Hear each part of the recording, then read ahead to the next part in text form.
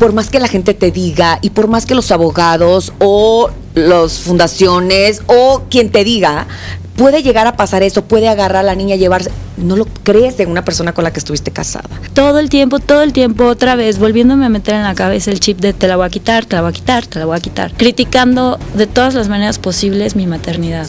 Tu niña ve a su papá como el dios, el superhéroe, y a ti te está empezando a ver como la mala del cuento. Y además le empezaba a decir cosas como que tu mamá no duerme contigo porque no te ama, pero yo sí te amo.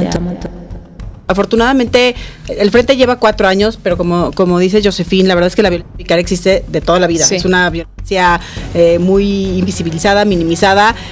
Hasta conocemos casos de muchas personas famosas que en su momento vivieron y estuvieron lejos de sus mamás y ahora entendemos qué tipo de violencia fue, ¿no?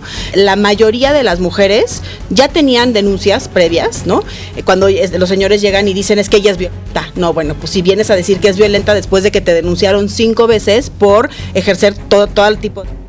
Eres un deudor alimentario, ¿no? O sea, tienes creo que es el 88% de las mujeres que viven violencia vicaria tienen atrás un deudor. Sí es la peor violencia porque te recuperas de unos golpes y de un moretón, te recuperas de palabras hirientes y de violencia psicológica. Pero es muy difícil vivir, ¿sabes? Sin el corazón. ¿Cómo están, amigos de toda nuestra comunidad de Mamá con Tenis? Estamos muy contentas el día de hoy de tener un episodio más en el que creo que sin duda se nos van a abrir muchísimos panoramas en nuestra mente, en nuestra vida y en la vida de seguramente alguien que tú conoces. Hemos hablado de la violencia de género en distintas ocasiones, la hemos escuchado, pero hoy en día no sé si es más visible o si sucede más la violencia vicaria. Por eso tenemos a 2 expertas. Desgraciadamente las 2 pasaron por ella, pero en este momento Jennifer Seifert hizo un frente, que es la fundadora del Frente Nacional en contra de la violencia vicaria, y también Josephine Hall, que precisamente hoy en día lucha por volver a ver a su hija y es víctima de violencia vicaria. Y así estamos arrancando este episodio de Mamá con Tenis. Bienvenidas. Bienvenidas ambas. La verdad es que decía Cintia, ahora no sabemos si hay más visibilidad o si es algo que se ha vuelto más común en los últimos años, pero sin duda hemos escuchado muchísimo. Yo estoy segura que a muchos teléfonos incluso se les prende alerta Amber cuando hay situaciones así en las escuelas, en las comunidades. Y lo que más despavorido nos deja es que no le vemos una solución cuando para las mujeres y las madres es tan claro que los hijos deben estar con nosotros. O bueno, así se supone que sea, ¿no? Que tiene que ser. Y arrancando este tema, creo que es importante arrancarlo porque es violencia vicaria, ¿no? Porque muchas veces la violencia la entendemos como violencia, ¿no? Violencia sexual, violencia vicaria, violencia de género, violencia. Y entonces sí siento que es importante que dejemos aclarar que la violencia vicaria es otro tipo de violencia y que cada una es diferente como las enfermedades. Así es, sí. Pues sí, la violencia vicaria, y como bien lo mencionas, pues hay que nombrarlo, conocer las características para poder hacerle frente. Si no, como cualquier enfermedad, ¿no? Le quieres dar una pastilla, un antibiótico a alguien que tiene COVID, pero en realidad tiene influenza, pues no se va a curar, ¿no? Claro. Entonces, la violencia vicaria es una violencia machista, es una violencia de género. ¿Por qué? Porque muchas veces se confunde con muchas otras violencias. No es nada más la sustracción de nuestros hijos, no es nada más la retención, el ocultamiento. La violencia vicaria empieza desde el noviazgo, en el 99% de los casos, en donde estamos sufriendo violencia por parte de nuestra pareja, en donde vemos estos micromachismos o estos que minimizamos nosotros por la misma educación que tenemos, por la misma sociedad en la que vivimos, en donde constantemente estamos escuchando, pues si tenemos un hijo, pues hay que educarlo como lo educó mi mamá, ¿no? Sí. O como son cosas que atentan contra nuestra maternidad, que lo vemos y lo escuchamos y decimos, pues sí, pues órale, pues va. Va creciendo, y de repente cuando ya hay un matrimonio, vivimos juntos, lo que sea, empieza el tema de vamos a tener hijos, no vamos a tener hijos, y luego se meten hasta el tema de, híjole, ¿cómo le damos pecho a nuestros hijos? ¿Qué hacemos? ¿Cómo decidimos educarlos? Cuando tiene que ser algo en realidad entre los dos, ¿no? De pareja. La violencia psicológica, por ejemplo, es una característica muy importante de la violencia vicaria. En el 100% de los casos hay violencia psicológica. Previa, sí. Y esta psicológica es la que muchas veces lleva a las mamás, desafortunadamente, a tomar la decisión de quitarse la vida en estos procesos de violencia vicaria. Más allá que la física, que la sexual, la violencia psicológica, pues resulta que es mucho más fuerte y es la más difícil de denunciar, es la más difícil porque es la que además no se ve, ¿no? Es que ¿cómo lo compruebas? ¿Cómo lo compruebas? Sí, pero es la que te lleva a tomar esas decisiones, ¿no? Y porque generalmente cuando llegas ante las autoridades y dices, oye, sufro de violencia psicológica, tristemente no lo toman en serio. Entonces te dicen, bueno, llena esta hoja, que son como 5 cuartillas. Exacto. Y ¿tienes fotos? Exacto. No, pues ¿cómo voy a tener fotos? Claro.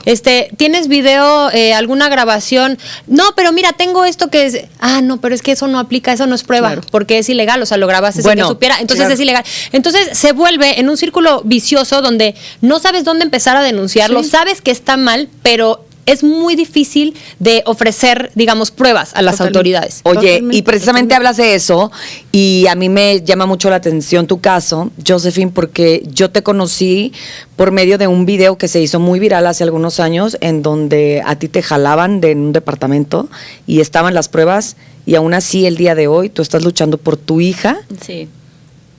y quisiéramos que nos contaras precisamente porque ahí había video, había pruebas. Y no sirvió de nada, claro. Pues es que justo la violencia vicaria se está reconociendo ahorita, pero ese video que viste es de hace 6 años. Claro. Hace 6 años pues no existía todavía ni el concepto de violencia vicaria. Ujú. Y todas las mujeres ya lo estábamos viviendo, o sea, muchas mujeres ya lo estábamos viviendo. En mi caso tuve la mala fortuna de casarme con un psicópata narcisista, y cuando nació nuestra hija, nuestras diferencias, como bien dice Jen, con respecto a la crianza de nuestra hija, empezaron a ser un tema de discusión constante, haciendo un ambiente familiar espantoso. Cuando mi hija tenía 6 meses, yo le pido el divorcio a mi expareja y de ahí se desata la furia. No había una discusión en donde no me dijera, aquí mis chicharrones truenan y yo tengo el dinero y tengo los contactos y si quiero te la quito, no la vas a amamantar por siempre, cuando la niña esté conmigo las cosas van a ser muy diferentes, mi abogado es un chingón, los jueces ya le dejan los niños a los papás, todo este tipo de cosas que además cuando eres mamá primeriza, No, te acabas intimida. de conocer al amor de tu vida y te dicen que te lo van a quitar. No, o sea, estás en modo alerta todo el tiempo. Y esta es la violencia psicológica, además de obviamente toda la manipulación y todas las mentiras de lo que es vivir con un narcisista. Súmale que toda esta amenaza constante de te voy a quitar a tus hijos. Y si quieres, tú vete a la casa, pero la niña se queda conmigo. Esas son las banderas rojas que aguas tienen que ver. Y después, pues un buen día me deja el señor afuera de la casa. Y cuando logro entrar a la casa, agarro a mi niña, agarro todo lo que puedo, la pañalera, echo todo lo que puedo en mi bolsa y me voy. Y lo denuncio por violencia psicológica, precisamente. Yo no sabía que la violencia psicológica existía hasta que llegué al Ministerio Público a las 12 de la noche con mi bebé, mi mamá acompañándome, y me dijeron, es que lo que usted está sufriendo se llama violencia psicológica, lo puede denunciar. Me senté ahí en el Ministerio Público, les dije todo lo que estaba pasando. Eventualmente lo vincularon a proceso, pero eso ya es otra historia. Me mudo a un departamento, rento un departamento cerca de su casa, yo con la esperanza de tal vez llegar a un arreglo en algún momento. Pido el divorcio, pido la custodia de mi bebé, en ese entonces tenía 9, 10 meses. El señor hace lo mismo, se va a otro juzgado, pide la guarda y custodia de mi bebé. En lo que él pone su demanda, pasaron 8 días hábiles que llegaron con uso de la fuerza pública a mi casa a quitarme a mi bebé, que es el video que viste. Ese es el video. Llegan casi 20 personas, un séquito. Un convoy. Ajá, un convoy para quitarme a mi bebé. Tenía en ese entonces 10 meses. ¿Bajo qué argumento se llevaron a tu bebé? Porque él dijo que yo estaba poniendo en peligro la vida de mi bebé porque la había subido conmigo a un caballo. Yo montaba, entonces pues agarré a mi bebé, me la senté aquí. Sí, en pero el aparte regazo. eres una experta en montar, no es como, Pues sí, o sea, no yo es como yo montaba. que si me subo ahorita al caballo probablemente estoy poniéndome hasta yo, Sí, claro, hasta yo en por peligro, supuesto. porque en mi vida me subió un caballo. Sí, claro. ¿Tú montabas? Yo montaba y la subí a mi caballo, ¿no? Con un caballerango dándonos la vuelta, o sea, caminando. Como recreativo, como Sí. hacemos los papás en la Marquesa que ni montamos. Exactamente, nada más que con un caballo que yo conocía, siendo yo una amazona, ¿no? Y entonces él dice, no, pues es que la niña se pudo haber muerto, responsabilidad de la mamá y na. Entonces, pues llegaron con eso y me quitaron a mi niña. Por supuesto que presenté peritos, presenté tesis de hipoterapia, se llama trabajo con los caballos y los bebés. N cantidad de pruebas. Logro que me devuelvan a mi bebé después de 3 semanas, ya mi bebé con estrés postraumático, no quería comer, todo mal.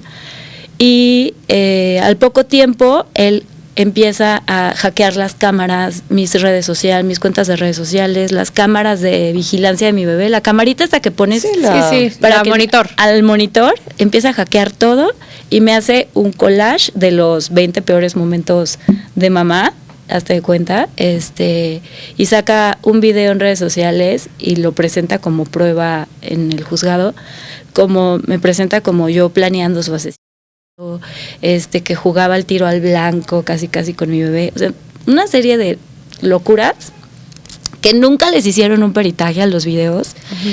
Y con eso él pide que le regresen otra vez a mi bebé y yo dije no, o sea, yo no voy a devolver a mi bebé para que esté otra vez peor de como me la regresaron y que vuelva a sufrir esta violencia de ir a una casa. Perdón, voy a hacer una pausa en algo que me parece importante y trascendente. Cuando se hace viral este video, ¿quién graba este video? ¿Quién sube este video? ¿Tú ya estabas preparada para que eso sucediera? O sea, ¿él te había advertido o te había amenazado en algún momento con que iba a llegar con un ejército a quitarte a tu hijo? ¿O cómo se hace este material audiovisual y tus abogados te recomiendan subirlo? ¿O quién lo sube? Bueno, todo empezó porque él me amenazó. Me dijo que yo me iba a morir antes de que pusiera el juicio. Okay. Él llegó con guardaespaldas privados, policía, todo a mi casa. Entonces yo estaba aterrada. Obvio. Apanicada. Sí. Y me amenazó de muerte. Entonces, pues yo no tenía la forma de protegerme. Yo no tenía para pagar guardaespaldas, choferes que me estuvieran cuidando. Entonces me dijeron, lo tienes que hacer público. Ya. Porque hacerlo público es la única manera de protegerte. Pues yo había pedido todos estos videos como prueba. Uh-huh. Y también, pues con la recomendación, o sea, un amigo me dijo, vente, yo te grabo, tú trae lo que vayas a decir, cuenta tu historia y listo, y lo hicimos. ¿Y sientes que se generó un cambio en tu caso? Y por supuesto, digo, el hecho de difundirlo también le da voz a muchas mujeres que a lo mejor no tienen esa posibilidad, sí. Pero en tu caso, ¿sientes que ayudó, que perjudicó? Yo creo que ayudó uh-huh. En el sentido de que el juez que estaba en ese momento que tenía mi caso, le bajó tantito, ¿sabes? Ya. O sea, ya me están observando, ya, porque además no nada más lo subí, fui a tocar todas las puertas que pude, pasé 2 noches, mi mamá uh-huh. Pasó 2 noches afuera de la donde están los ministros de la Corte, en la Suprema, afuera de la Suprema Corte para que la recibiera un ministro, y la recibió una ministra y le echaron una llamada y todo. O sea, imagínate quedarte ahí hasta que te reciban. 2 días. Tocamos todas las puertas. Y así se hace viral esa parte. Y al parecer, y fíjate, con todo y esa viralidad, antecedente, grabaciones y claro. Pruebas, pasan unos años después sí. Y te vuelve a quitar a la niña, que es justo lo que ahora. O sea, tú hoy en día no estás con tu hija. Sí, ¿hace cuánto tiempo no estás con tu hija? Tengo 9 meses sin ver a mi hija. Ya vamos para 10 meses. En ese inter que pasó entre este primer encuentro, digamos, legal y público, a que él te vuelve a sustraer a tu hija sí veía a su papá? ¿Cómo era el arreglo? Porque después de eso sí dan ganas de decirle de que no. Chao, o sea, hasta acá, pero bueno, claro. Evidentemente hay una ley y a veces como mamá sobreponemos que nuestra hija tenga contacto con su papá claro. A cualquier diferencia que tú puedas tener con él como expareja. No sé, ¿cómo funcionó en esos años? Sí, por supuesto. Pues primero yo tuve que, o sea, me tuve que volver me escapé con mi hija, o sea, me claro. Fui a vivir a otro lugar y después pasó la pandemia uh-huh. Y en la pandemia todo se suspendió como claro. Casi 2 años. Sí. Mi hija sí pasó todos esos 2 años sin ver a su papá. Pero bueno, ni los centros de convivencia estaban abiertos, los juicios estaban estancados, no había nada que pudiéramos hacer. No, y no te podías arriesgar a que conviviera sin custodia legal, porque claro, tenía miedo de que pasara lo que ya pasó. Exactamente. Claro, entonces, claro. Sí, obviamente sentía horrible de que mi bebé de que mi niña, porque ella era una niña, no pudiera tener contacto con su papá. Entonces, en cuanto regresan los juzgados a trabajar después de la pandemia, me citan para que empiece a tener convivencias con él en el centro de convivencia. Y ahí él y yo hacemos un arreglo. Dije, o sea, estoy cansada de esto, o sea, por ella. O sea, ¿ya habían pasado cuántos años desde que...? Habían pasado 3 años. Ok. Le dije, ya, o sea, hay que, por ella, ¿no? Entonces me dijo, sí, yo estoy dispuesto, vamos a hacer un convenio. Hicimos un convenio, yo cedí muchísimo, yo ya estaba viviendo en otra ciudad, ya tenía una vida, mi hija tenía una vida, y volví a sacrificar todo para que ella tuviera la oportunidad de crecer también con su papá. Hice un acuerdo súper machista, súper malo, pero en ese entonces pues era eso o seguir en juicio. Y todo el mundo te dice, mal dicho además, pues que tienes, ¿por qué no llegan a un arreglo? Hablando se resuelven las cosas, ¿no? Lo que pasa es que, ¿sabes qué? Creo que esto, en cuanto a la violencia en general, cuando eres víctima de violencia, por más que la gente te diga y por más que los abogados o las fundaciones o quien te diga, puede llegar a pasar eso, puede agarrar a la niña y llevarse. No lo crees de una persona con la que estuviste casada. O sea, no lo crees de una persona que conoces, no lo crees de una persona que amaste, que viviste con él, o sea, no lo crees. Cuando sucede, es cuando dices, chin, o sea, debí de haber sido mi instinto. Sí, total. Porque además vives con un nudo en la panza de no saber qué, o sea, paranoia. Durante estos 3 años donde ustedes, bueno, finalmente llegan a este acuerdo que era poco favorecedor, según lo dices para ti, él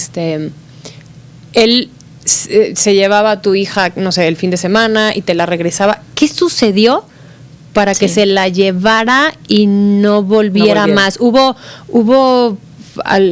alguna alerta, alguna bandera roja para ti o ya confiabas porque siempre volvía? Y de ahí empezó otra vez la psicológica con él. Uh-huh. Yo en mi convenio había dicho que por todos los incumplimientos que yo tuviera, yo podía perder la guardia y custodia de mi bebé. Entonces él de ahí se agarraba para regresar con las amenazas de que, llegaste 2 horas más tarde, no me has traído a la niña, aquí hay un notario afuera de mi casa esperando, dando fe de que no me la has entregado, te recuerdo que eso es pérdida de la guardia y custodia. No, bueno, si terror psicológico a todo lo que da. Terror psicológico otra vez a todo lo que da, así de que me mandaba un correo, oye, me dijiste que te ibas a ir de vacaciones con la niña y no me diste el código postal. Yo, pues, a ver, o sea, ahí te va el código postal, lo siento, ¿no? Pues si no me das la dirección completa, eso es pérdida de la guardia y custodia. Así, todo el tiempo, otra vez, volviéndome a meter en la cabeza el chip de te la voy a quitar, te la voy a quitar, te la voy a quitar. Hiciste esto, no me gusta, todo mal. Criticando de todas las maneras posibles mi maternidad, ¿no? Mi forma de crianza. Y después llevé a mi hija con una psicóloga porque empezó a tener como muchos atrasos en la escuela. Uh-huh. Me dijeron, oye, no sabemos si es un tema emocional de tu niña o a lo mejor es un tema de neurodesarrollo, pero vale la pena que la vayas a checar. Entonces la fui a checar con una experta en temas de neurodesarrollo y la fui a checar con una experta en temas psicológicos. Uh-huh. Y el resultado fue muy parecido. O sea, mi niña tenía síntomas de inmadurez, tenía síntomas que podían ser o de déficit de atención o de violencia. Y la psicóloga me dijo, o sea, sí, o sea, tu niña ve a su papá como el dios, el superhéroe, y a ti te está empezando a ver como la mala del cuento, porque él le da todo lo que quiere, le compra todos los juguetes, le da todos los dulces, y además le empezaba a decir cosas como que tu mamá no duerme contigo porque no te ama, pero yo sí te amo, entonces yo por eso sí me duermo contigo. Tu mamá no te compra todo lo que quieres porque no te ama, pero yo conmigo yo sí te compro todo lo que quiero. Entonces dije, ¿qué onda, no? O sea, nada más me vine para regresar a lo mismo. Y dejó de pagar la escuela, dejó de pagar la renta, todo lo que él se había comprometido a pagar un chorro de cosas de la niña, cosas que yo había estado pagando desde que nació. Exacto. Desde que nació. Entonces, dejó de hacerlo totalmente y pongo una demanda por pérdida de la patria potestad. Okay. Y ahí otra vez ardió Troya. Entonces pongo esa demanda y a causa de que él dejó de pagar la renta, a nosotros nos lanzaron del lugar en donde vivíamos. Entonces dije, a ver, o sea, regresé a vivir esta violencia. El señor no paga lo que tiene que pagar, además tengo que vérmelas yo sola como pueda, pues me regreso, ¿no? O sea, me regreso a Guadalajara, que era donde vivíamos. Y ahí me empieza a mandar correos también así, de que va a haber justicia muy pronto, en las llamadas que él tenía, porque pues yo dejaba que mi hija hablara con su papá, videollamadas, lo que ella quisiera, y se quedaban en esas videollamadas. Él le decía, oye, no se te olvide que tienes papá, porque eso es exactamente lo que quieren que te olvides de mí. Y le decía, tu mamá te llevó por tu novio, porque ella prefiere estar con tu novio, con su novio y cosas así. Entonces, metiéndole cizaña todo el tiempo, y la pobre ya no quería ni hablar con él, porque cada vez que hablaba con él le hacía este tipo de comentarios y le hacía sentir incómoda. Luego me manda un mensaje y me dice, oye, mi mamá está, muy grave en el hospital, está a punto de fallecer, por favor te pido que traigas a la niña. Uh-huh. Y me mandó, muy insistentemente varios correos diciéndome eso. Entonces ahí te voy. Tocaste el corazón. Me toqué el corazón. Ahí voy otra vez pensando de, bueno, sí, su papá está haciendo todo esto mal, pero la abuelita qué culpa tiene, ¿no? Uh-huh. Y la relación de mi niña. Y ahí voy y la llevo con su papá. Y de ahí ya no la volví a ver. Ya no la volví a ver y lo fui a demandar por sustracción o por retención de menor. Y por supuesto, él, para quitarse ese peso de encima y tener impunidad, me puso a mí una denuncia por violencia en contra de él y en contra de mi hija. Ya. Y esta denuncia es lo que decías, es muy difícil de probar, ¿no? Ahí me tienes a mí teniendo que juntar pruebas para decir, oye, no soy violenta, no, soy buena mamá, lo que estoy haciendo es proteger a mi hija, el loco es él. Y es muy difícil de probar porque pues obviamente él hace eso, ¿no? Consigue peritos para que presenten pruebas psicológicas de ella, retrasa los procesos, utiliza todas las artimañas legales para justificarse uh-huh. y se convierte en violencia institucional. No, y conocemos que es un proceso, sumamente abrumador y que además no es rápido. Pero, a ver, me gustaría preguntarte, Jennifer, tú que eres fundadora de este frente y que, bueno, es relativamente nuevo el concepto de violencia vicaria. ¿Qué se dice? ¿Hay una ley contra la violencia vicaria hoy por hoy en México? ¿Cómo funciona a grandes rasgos? ¿No? Uh-huh. Entiendo que ¿y cómo la pruebo? Compleja. ¿Cómo yo pruebo que sí estoy en este proceso? Claro, sí. Afortunadamente, el Frente lleva 4 años, pero como dice Josefín, la verdad es que la violencia vicaria existe de toda la vida. Sí. Es una violencia muy invisibilizada, minimizada. Hasta conocemos casos de muchas personas famosas que en su momento vivieron y estuvieron lejos de sus mamás y ahora entendemos qué tipo de violencia fue, ¿no? Hay una ley ya, afortunadamente estuvimos trabajando en iniciativas, es ley ya en 29 de los 32 estados ya está en la ley de acceso a las mujeres a una vida libre de violencia. De los 32, en 20 ya está en el Código Penal, o sea, ya lo puedes denunciar penalmente, ya hay consecuencias. Fue aprobado a nivel federal, también en la Ley General de Acceso, en el Código Penal y en el Código Civil. Este año ya fue aprobado por la Suprema Corte de Justicia de la Nación como una violencia de género, es una uh-huh. violencia hacia las mujeres en razón de género, por este control y poder que ejercen por encima de las mujeres. Es una ley que no deja desprotegidas ni desprotegidos a los niños. No es una ley en contra de los hombres, porque sabemos que es un tema por el que nos han atacado constantemente justo acerca de este tema.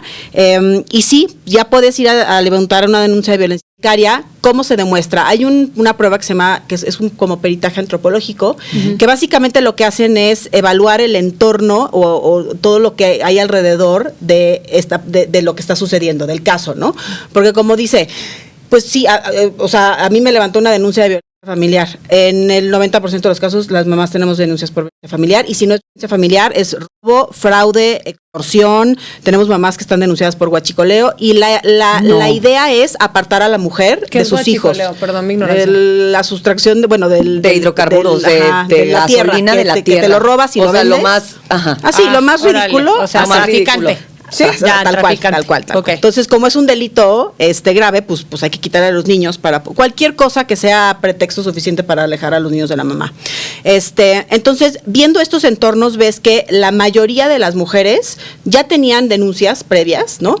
Cuando los señores llegan y dicen, es que ella es violenta. No, bueno, pues si vienes a decir que es después de que te denunciaron 5 veces por ejercer todo el tipo de violencia. Eres un deudor alimentario, ¿no? O sea, tienes creo que es el 88% de las mujeres que viven violencia vicaria, tienen atrás un deudor, ¿no? Que sabemos que es derecho de los niños y las niñas convivir con su papá, a pesar del tema de la pensión alimenticia. Y lo del deudor lo hace normalmente también por ejercer violencia económica. Por supuesto. Por poner presión. Por poner presión. Sí. Y es una violencia muy invisibilizada también, pero bueno, sucede. es más importante que convivan con el papá y hay que separar ese tipo de cosas. Pero sigue siendo una Claro. violencia terrible, ¿no? Entonces, pues ponen a las mujeres con la soga en el cuello de ya no pueden hacer nada, ya no pueden sacar adelante a los niños. Muchas mujeres, que son casos como muy sonados donde de repente los hombres, ¿no? Es que no me dejan ver a mis hijos y no sé qué, y no sé dónde están. Y las mujeres huyen, en muchos casos huyen porque llegan al Ministerio Público, nadie les cree, nadie les quiere atender. Si no tienes dinero, no puedes levantar una denuncia en muchos casos. A mí me ha tocado estar sentada en la mayoría de los ministerios públicos que hay en el país y el policía de la entrada te dice, uy, no señora, pero si mañana va a perdonar a su esposo o ex esposo, mejor vayas a arreglar con él, aquí no puede denunciar esto. Entonces, pues ahí va la señora y se va porque pues el policía de la entrada le dijo que no, ¿no? Entonces... Sí, completamente desacreditadas y minimizadas. Totalmente. Además Entonces, de asustadas y que amenazadas. con el bebé, o sea, mujeres sentadas, así de no, pues es que fíjese que no, y huyen, y eso las resguardamos, las protegemos, las mandamos a refugios, y la idea es que estén completamente seguras, y esas mujeres muchas veces no denuncian, y no las vuelven a ver, y no las vuelven a encontrar, y con justa razón, porque viven una violencia terrible. Las que se quedan a levantar denuncias, a enfrentar, que son también muy pocas, las mujeres que levantan una denuncia, se enfrentan con este tipo de cosas, ¿no? O sea, la violencia vicaria, cuando ya quieres alejarte de esta violencia terrible que estás viviendo en un ambiente familiar, que ahí empieza, pues denuncias, te alejas, te divorcias pensando, pues ya, aquí se va a acabar. Pero la realidad es que las estadísticas dicen que cuando tú te alejas de un agresor, es el momento más peligroso, es el momento en el que pierden el poder y el control, y entonces es el momento cuando más asesinan a las mujeres, cuando más hacen daño a los niños, y entonces pues se vuelve peor porque lo que hacen en ese momento es sustraen a los niños. Claro. No tiene que haber una sustracción para que sea violencia vicaria, ¿no? O sea, hay muchas mamás que también todavía tienen a sus hijos, pero viven con esas amenazas de, pues, te lo voy a quitar. Si no tienes relaciones conmigo, te lo voy a quitar. Si no, o ya los tienen y entonces así las tienen un poco controladas. Si lo quieres ver hoy, entonces pues vienes a la casa y entonces tienes relaciones conmigo y entonces ya te lo dejo ver. Si quieres verlo, entonces este tipo de condicionantes. Y así hay muchas mujeres que viven así, con tal de ver a sus hijos, teniéndolos ellos. Entonces es una violencia terrible porque afecta muchísimo. La violencia que viven los niños es una violencia mucho más complicada de la que nosotros imaginamos. Cuando empezamos el frente, nosotros decíamos, pues qué fuerte para nosotras vivir esto, ¿no? Qué fuerte estar lejos de nuestros hijos, qué fuerte no saber en dónde están estudiando porque los sacan de la escuela, qué fuerte saber si están en México, si están en otro país, pero de repente regresan los niños y empiezan estas restituciones y te das cuenta que tienen graves lesiones en el cerebro por vivir violencia, que tienen unas regresiones terribles, que no tienen una manera adecuada de convivir con otros niños, viven asustados, viven con miedo. O sea, cuando regresaron mis hijos, me decían, ma, ¿no tengo que salir con gorro y con lentes a la calle? No, claro que no, pero es que así salía con mi papá, ¿no? ¿Por qué no? Pues porque eres libre, porque no tienes por qué estarte escondiendo, ¿no? Entonces, así viven estos niños. O sea, no es un tema de no te voy a dejar a ver a tu mamá, es un tema de como tal, aunque se llame sustracción, es un secuestro, así lo viven ellos, así lo sienten, los alejan no nada más de la mamá violenta, ¿no? Porque a ver, si la mamá fuera el problema y la mamá violenta, ¿por qué los alejan entre comillas? ¿Por qué los alejan del entorno, de los amigos de la escuela, de la familia materna, de los abuelos, de los primos? ¿Por qué? ¿No? Entonces, pues porque lo hacen ilegalmente. Esto de ir a sacar guardas y custodias al juzgado de enfrente es muy común. Tú lo haces y lo tramitas y estás llevando todo un proceso y vas al juzgado literalmente cruzando el pasillo y tú con tal de presentar tus documentos, tu INE, la identificación de tus hijos, bueno, sí, guardia y custodia, gracias, bye. Jennifer, ¿no? me gustaría preguntarte ahora que tú ya estás, me imagino, con la custodia de tus hijos, ¿cómo fue tu resolución? O sea, ¿cuál es el, quiero decir castigo, pero bueno, no es un castigo, ¿cuál es la consecuencia legal hacia el hombre una vez que la justicia falla a favor de la mamá? Mira, la verdad es que son muy pocos años de cárcel para lo que creemos que es esta violencia. Ahorita está en la mayoría de los estados entre 2 y 4 años de cárcel, que en realidad si para un hombre que nunca ha cometido un delito, pues con una multa de 4,000 pesos salen de la cárcel, entonces no tienen que vivir nada. Entonces esa es como la consecuencia legal. Por supuesto que hay consecuencias inherentes después, que es el tema de que pues si pierdes la tutoría, que te da pie a perder la patria potestad.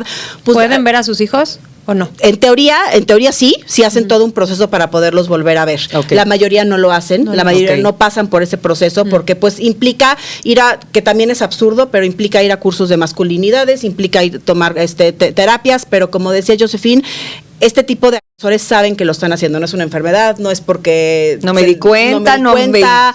Es que la realidad es que exista un contacto cero, porque a ver, pues con cualquier agresor, violador, abusador, no le vas a permitir, ¿no? Al tío que abusó de tu hijo, pues es el tío, entonces vamos a permitir que conviva. No. Cero tolerancia Cero a la tolerancia violencia. a la Y una vez que violencia. violas a una persona, ya, eres una persona violenta, puedes violar a cualquier otra persona. Exactamente. A ver, Josephine, ¿qué ibas a Yo decir? creo que es muy importante recalcar que hay este concepto de que si un hombre es violento hacia la mujer, no necesariamente tiene que ser violento con los niños, ¿no? Y se entiende, pero es muy buen papá, sí, tú tienes tus problemas con él y todo, y a ti te hizo esto, pero es muy buen papá, y no es verdad. O sea, pueden simular que son buenos padres, pero la realidad es que el daño que hacen de manera pasiva, por así decirlo, es gravísimo. Y los niños lo sufren hasta su vida adulta, ¿no? Imagínate tomar complicidad, vivir entre la espada y la pared, entre tu mamá y tu mamá, que son las dos personas Tu que mamá más... y tu papá, tu mamá y tu papá. y con teorías.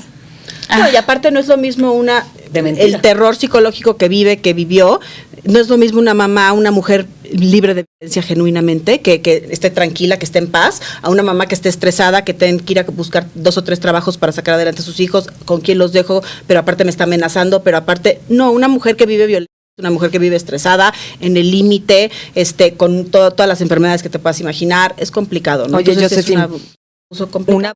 Y tú has tratado y has levantado la voz, has buscado ayuda, has cambiado de abogados, has estado, te hemos visto también en algunos reportajes en televisión, que creo que pues es hacerlo visible.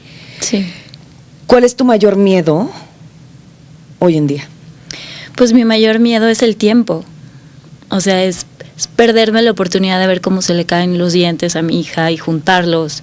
Es no verla crecer, no estar ahí si me necesita y no saber cómo está haciendo su vida. No sé en qué escuela va, no sé dónde está viviendo.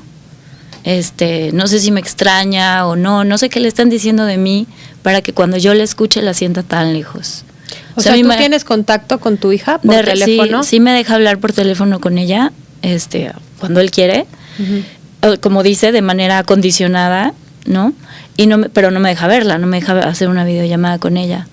Es muy difícil, mi hija tiene 7 años, captar su atención cuando solo me escucha la voz, ¿no? Sí. Y los niños pues, se distraen muy fácil. ¿Y qué te dice? Además siempre está con él, nunca puedo tener una conversación en donde yo sepa que él no está. Que él no. ¿Qué te dice tu hija cuando habla contigo? No me quiere platicar nada de su vida. O sea, si le pregunto, ¿cómo estás, mi amor? ¿Cómo te fue en la escuela? No quiero hablar de eso, solo quiero adivinanzas. Si le digo, te amo, mi amor, te extraño, se asusta. Yo creo que siente que le va a fallar al papá o que va a quedar mal con él y creo que, provocarle ese sentimiento a un niño que tenga miedo de su mamá, porque me dice, mamá, es que no quiero que sepas tampoco en qué escuela voy, porque vas a ir por mí y me vas a llevar. Yo no soy el coco, no soy el coco, ¿no? Nunca voy a hacer nada para hacerte daño. A 9 meses donde tu único contacto con tu hija ha sido justamente por teléfono, ¿dónde estás parada legalmente? ¿Estás en una zona gris? ¿Ves la luz? ¿Sientes que se va a poder resolver? ¿Sientes que estás avanzando? ¿Cómo podemos ayudarte? Pues dándome este espacio yo creo que es la mejor manera de ayudarme. Para mí es muy importante que todas las mamás lo sepan, que todas las mamás lo vean y que también como mujeres nos empecemos a apoyar. Sé que es muy difícil a veces identificar quién tiene la verdad, pero creo que si empezamos nosotras por apoyarnos sin juzgarnos, eso nos puede llevar también a que esto se empiece a reducir, ¿no? Encontrar apoyo entre nosotras. Para mí ha sido muy gran apoyo el Frente y estos espacios para que la gente sepa lo que está pasando, pero también para encontrar a mi hija. O sea, quiero saber en qué escuela va. Si una mamá por ahí sabe dónde está Margot Ladisinski, por favor, díganme, mándenos un mensajito aquí al programa. Tienes una página también, ¿no? Sí, es @enbuscademargot.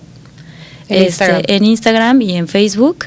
Si alguien tiene información o sabe algo de ella, que por favor me avise, porque a pesar de que no esté la alerta Amber, porque se sabe que no está desaparecida, está con su papá, su mamá no sabe dónde está. Yo no sé dónde está mi hija. ¿Y tú crees que donde estás parada ahorita vaya a haber una resolución pronto?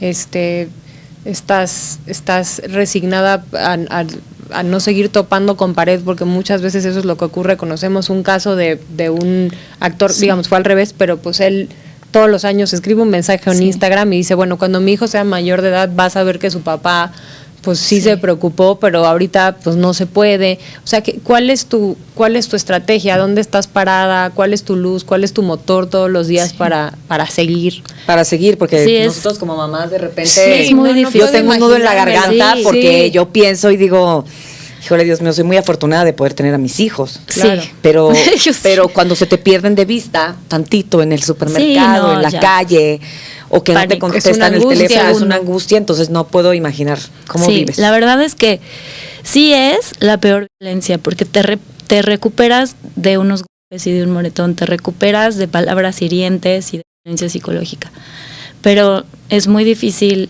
vivir, ¿sabes?, sin el corazón, porque eso es lo que te quitan el corazón. O sea, es muy cierto, o sea, quieres tirar la toalla todo el tiempo. O sea, he tenido pensamientos súper oscuros muchas veces, que siento que no puedo, pero ese es mi motor. O sea, mi motor es que llegue el día en el que voy a volver a estar con mi hija. Y que tu hija sepa que nunca paraste de luchar por recuperarla. Exacto, que sepa que nunca paré por recuperarla y que eso en algún momento la ayude a sanar su corazón.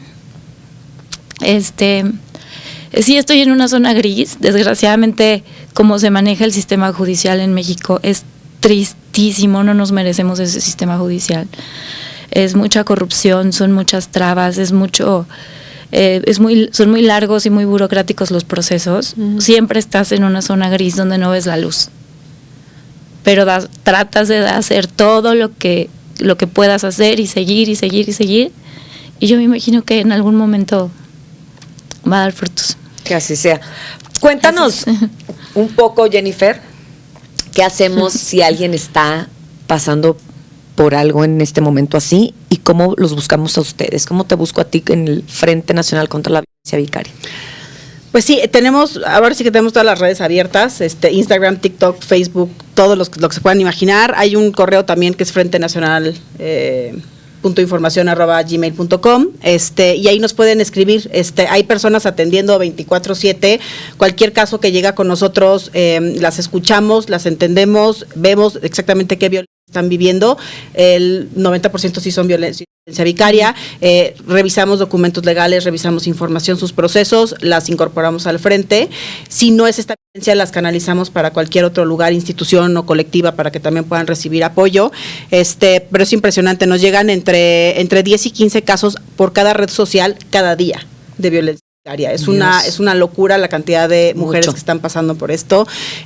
Imposible levantar una alerta Amber, que creo que es importante, como lo que mencionó, fijarnos en las banderas rojas, saber que cuando te dicen te voy a quitar a tus hijos, lo van a cumplir y lo van a hacer y que es real.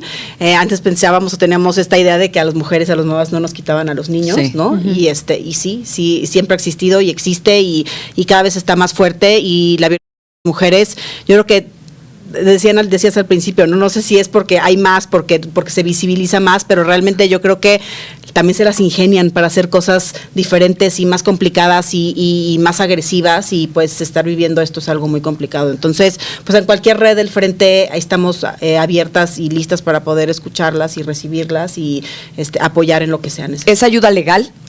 Tenemos, canalizamos con abogadas, tenemos alianzas con muchos bufetes de abogados en la mayoría de los estados. Uh-huh. Nos encantaría que fuera pro bono, con algunos casos lo logramos, algunos casos no. Uh-huh. Las alianzas que tenemos con unas abogadas que se llaman abogadas en proceso es que ahí se ajustan a las necesidades o a lo que hay de la mamá. Uh-huh. Tienen costos súper bajos, ¿no? Que hasta las mamás pueden pagar 200 pesos a la quincena para poder llevar el proceso. Uh-huh. La idea es tener un apoyo legal con gente que sí conozca el tema de violencia vicaria y de género, ¿no? Porque la mayoría de los abogados no lo conocen, es un hecho, ¿no? Entonces, y apoyo también 24/7, tenemos apoyo psicológico, psiquiátrico y médico para la víctima y para sus familiares, que esperemos que pronto sea más, pero bueno, y apoyo entre nosotras, ¿no? Porque pues estar viviendo esto, nadie más lo conoce, ni lo sabe, ni lo siente, hasta y que no lo tener vives, ¿no? este apoyo entre nosotras es muy importante. Esta empatía, esta solidaridad y esta asesoría, porque ustedes finalmente ya tienen pues un camino andado de casos con éxito, casos sin, casos en vías de desarrollo, pero el saber a dónde dirigirte y que no estás sola ya es un paso enorme. Sí, totalmente ¿no? de acuerdo. Tener mira, simplemente con tener una red de apoyo de alguien que te entiende, de alguien que pasó por algo como tú, es simplemente una ayuda invaluable. Ya para despedirnos, queremos agradecerles a las dos y quisiéramos, Josephine, que usaras estas cámaras y este micrófono para dejarle un mensaje a tu hija, para que si alguien en algún momento logra ponérselo, si ella en algún momento, benditas redes y bendito internet, que todo se queda para siempre, tenga la oportunidad de verte un día como hoy, luchando y en pie por ella. Ay, muchas gracias. Espero muy pronto tenerte entre mis brazos. Ya no aguanto las ganas de besarte, de hacerte cosquillas, de jugar contigo. Te extraño muchísimo, mi amor. No hay un solo día, un solo momento en que no piense en ti. Y así va a ser y voy a luchar muchísimo para que volvamos a estar juntas. Te amo. Que así sea. Gracias, muchas gracias por venir a compartir con nosotros. Muchas gracias a las dos. Por el espacio. Y bueno, pues nos quedamos sin palabras. Gracias por ser tan valiente, porque sabemos que también hace falta tener valentía para pararse enfrente de quien sea, hablar de un caso que es tan personal, que es tan delicado, incluso cuando hay temas legales que hay que tocar con pinzas. Gracias por no tener miedo y por venir a platicar con nosotros. Seguramente le estás dando, en esa zona gris en donde tú estás, le estás dando mucha luz a otra gente. No, gracias a las dos por abrir brecha también para tantas mujeres, porque estoy segura que este camino que están recorriendo no es en vano. Es un camino que están recorriendo por ustedes, por sus hijos e hijas y por miles de mujeres que vienen detrás siguiendo sus pasos y que Dios quiera siga avanzando a favor de tantas mujeres que sufren violencia vicaria. Muchas gracias a las dos. Bienvenidas, Mamá con Tenis, siempre su casa. Gracias. Y si alguna de ustedes que nos ve está pasando por una situación igual, para eso estamos aquí, para darle difusión, no nada más a lo divertido y a lo entretenido y a las anécdotas chuscas de la maternidad, sino también a este tipo de temas que tienen que ser tocados, así que y escuchados. Aquí les dejamos toda la información de este Frente Nacional contra Violencia Vicaria. Les mandamos un abrazo muy, muy fuerte y todo nuestro amor y cariño y apoyo a las que están pasando por algo igual. Bye.